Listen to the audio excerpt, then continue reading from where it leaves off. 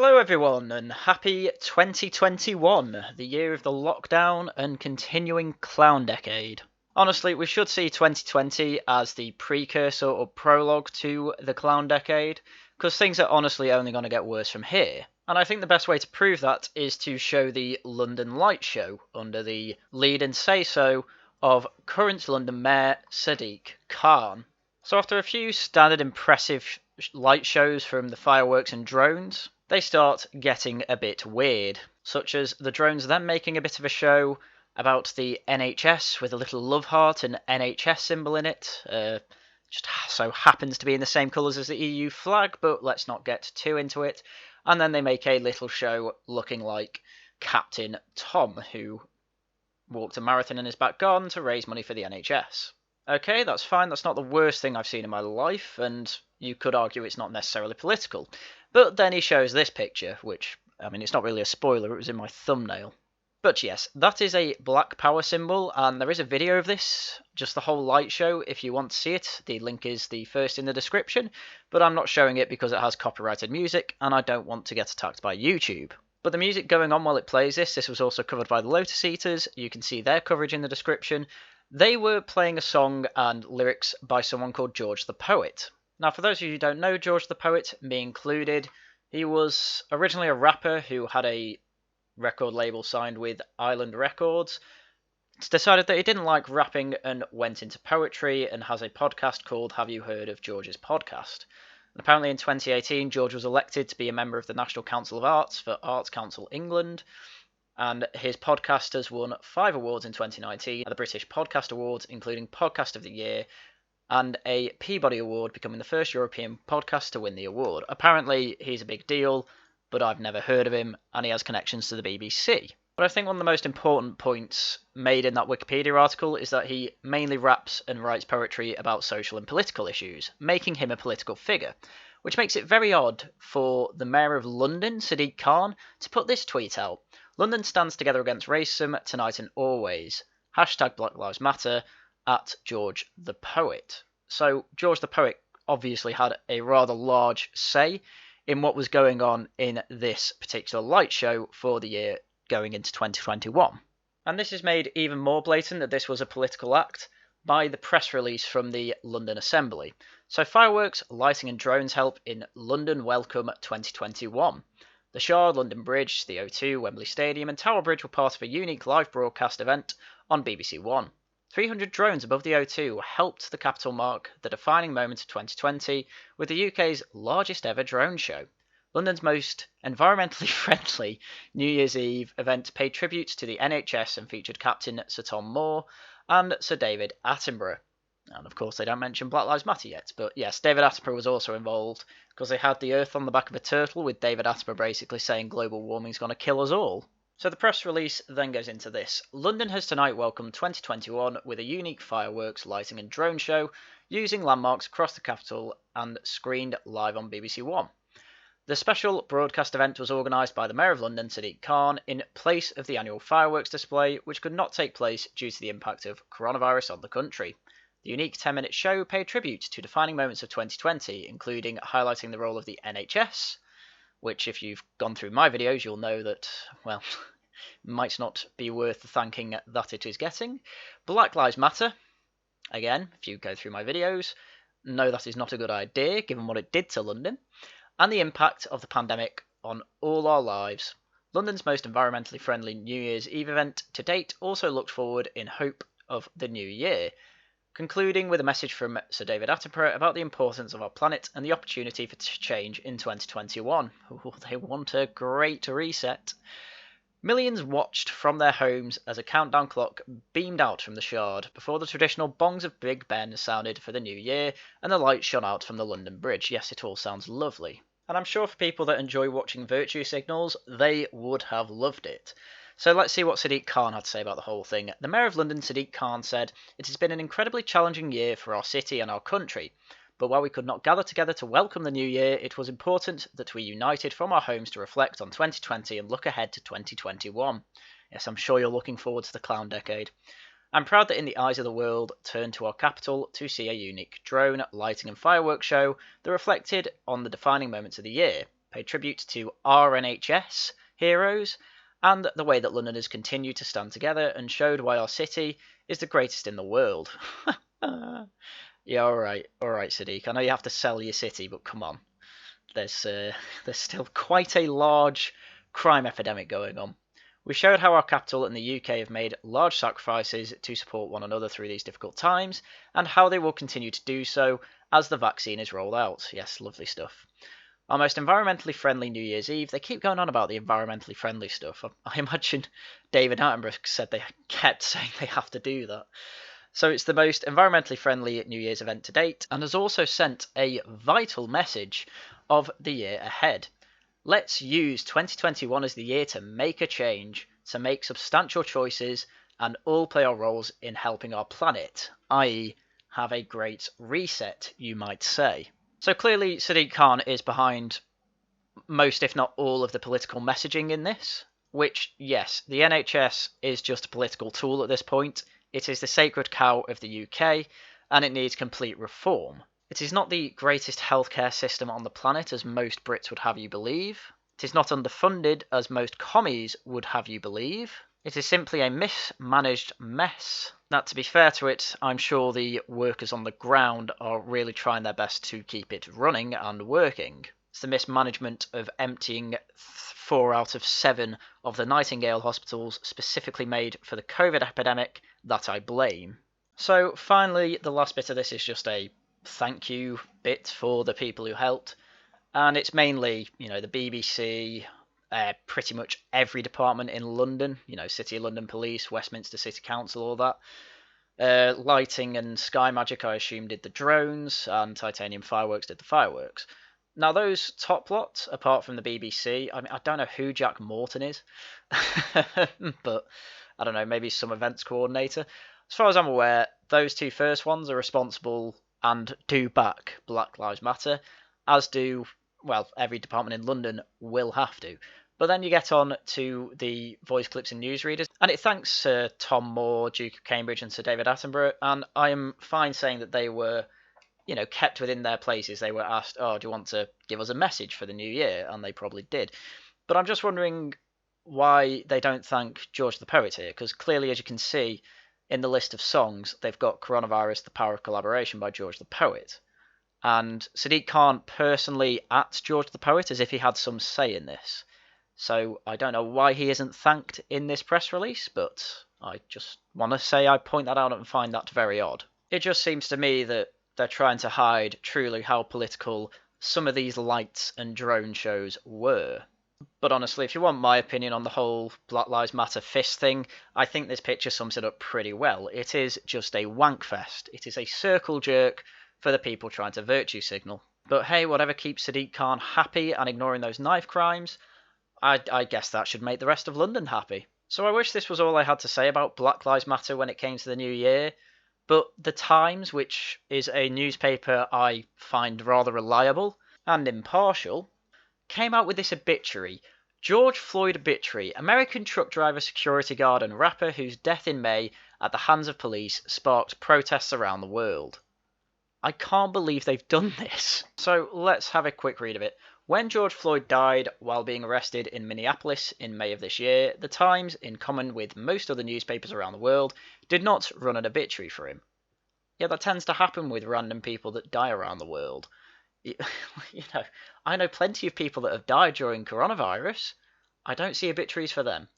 Yet in the weeks and months that followed, his death took on a level of significance that's more than justified, one, not least because it brought the Black Lives Matter movement into the mainstream of public discourse on both sides of the Atlantic. Now, Black Lives Matter has always been in the mainstream of public discourse.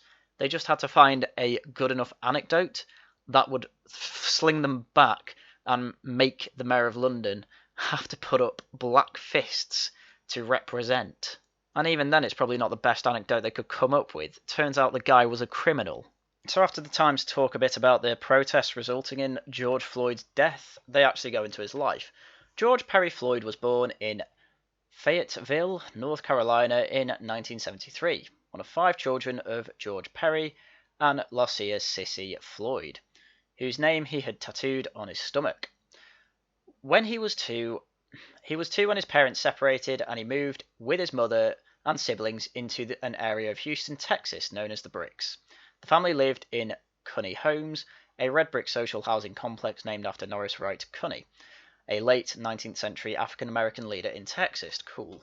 Floyd's siblings and half-siblings included Philones, who later spoke to the Senate Judiciary Committee in Washington, Terrence, who made an impassioned, loud-hailer speech at the site of the killing in which he called on protesters to keep my brother's name ringing. Latonia, who criticized President Trump's reaction to her brother's death. Cool. Zaza, who recalled affectionately how her brother would drop to his knees to pray in the middle of a grocery store. And Brigitte, who called for murder charges to be brought against the police officers involved. Okay, yeah, this is basically, look at all these people saying he was a dindu. Because honestly, I'd love to have a comment from the pregnant woman who George Floyd pointed a gun at. I really want to know what her comments are on George Floyd's untimely death. The family had high hopes for the son, brother, and 6'7" gentle giant they knew as Perry. In second grade, he wrote of aspiring to become a Supreme Court Justice, and on his last day in 11th grade at Jack Yates High School in Houston, he turned to his friend Jonathan Veal and said, "I want to touch the world." Veal told the New York Times. That doesn't sound like a normal conversation. The gregarious young Floyd saw sport as a way out of the bricks. Cool. He played American football, helping his team to state championship match in '92. And basketball, attracting the attention of George Walker, a coach in South Florida Community College. Well, if only he pursued those properly. Although the college was 17 hours away, his school and his mother urged him to go, which he did on a scholarship. They wanted George to really get out of the neighborhood, to do something and be something, Walker told the Associated Press in June. And I'm sure that's true. Floyd spent 2 years in Florida before transferring to Texas A&M University in Kingsville, but dropped out before graduating. He returned to Houston, finding work on building sites and in security. Cool. I want to know why he dropped out and what made him transfer. It's kind of just glossed over. Not that I'm saying he did anything bad, but I am just purely curious. In his 20s, he became a rapper known as Big Floyd. When his mother took in Wayne, the son of a neighbour who had been jailed for drug offences, Floyd was enlisted as de facto big brother to keep the youngster on the straight and narrow. Excellent. So, George Floyd, model citizen, there you go. It's a shame that that's all ruined in the very next paragraph, yet it was Floyd who began finding himself in trouble. He served several prison sentence terms for drug possession, theft and trespass. One $10 drug deal in 2004 led to a 10-month jail sentence. Yes, I'm sure it was just the drug deal and not the theft and trespassing as well that were taken into consideration. In 2009, he was handed a 5-year jail sentence for armed robbery, but was released on parole in 2013. They don't mention there for some reason that he threatened a pregnant woman. He then appeared to turn his life around, becoming a mentor to young men at Resurrection Houston, a church that holds its services on basketball courts, and delivering meals for a project founded by Trey the Truth, a fellow rapper. In 2014, he joined a Christian program aimed at giving young men a fresh start. Fine. They helped him to move 1,200 miles across America to the state of Minnesota. He lived with 2 roommates in a red, clapboard duplex apartment on the edge of St. Louis Park in an area west of Minneapolis, with a Bible by his bed. See what I mean? The short paragraph glossing over his life of crime. Then they put all the effort they can in to emphasise how much of a good boy he was. And don't get me wrong, I am sure George Floyd at parts of his life tried to improve his life and his behaviour. But clearly, given he was actually committing a crime on the untimely day of his death, it seems like it wasn't entirely successful, unfortunately. Right, let's finish this off. Floyd quickly became a familiar face on the city's hip-hop and Latinx music scene. Is it actually called the Latinx music scene? I thought they'd call it Latino. He also worked on security at Conga Latin at Bristow, though, according to Giovanni Thunstrom, its owner, he never quite mastered the art of salsa dancing. Oh my god, he's a good boy. Courtney Ross, Floyd's fiancée, who works at a coffee shop in Minneapolis, said he loved the city. He came here and stayed here for the people and the opportunities. I suppose that's why he was driving around drunk and high. Ross, who urged protesters to remain peaceful, survives him with 5 children from previous relationships, the youngest of whom, Gianna, age 6, lives in Houston with her mother, Roxy Washington. Floyd found a security job at the Salvation Army shelter for homeless people, trained as a truck driver, and by last year was working in security at El Nuevo Rodeo Club. Why is he... It just sounds like he can't hold down a job at this point. Why is he moving jobs so much? The club had been closed during the COVID-19 pandemic, and in April, Floyd caught the virus himself, but had largely recovered for it by the time of his arrest. The circumstances of Floyd's death are well documented and little disputed. On the evening of May 25, he visited Cup Foods, a corner store in Minneapolis, and purchased a pack of cigarettes with a $20 note, but the teenage cashier believed it to be a forgery, and having unsuccessfully confronted his customer, called the police. Officers arrived around 7 minutes later and found Floyd sitting in the car outside the store. Yes, it doesn't actually mention that he was high on fentanyl at this point. In fact, they don't mention drugs at all. The rest of it's just details about Black Lives Matter narratives on the death of George Floyd. Thomas Lane, who was 4 days into his new post, drew his weapon, ordered Floyd to show his hands, and then pulled him out of the car and handcuffed him. Again, that's because he was refusing to get out the car. Police body camera footage showed a struggle as Floyd was pinned to the ground. Meanwhile, another police officer, Derek Chauvin, arrived at the scene and knelt on Floyd's neck, and that is standard practice.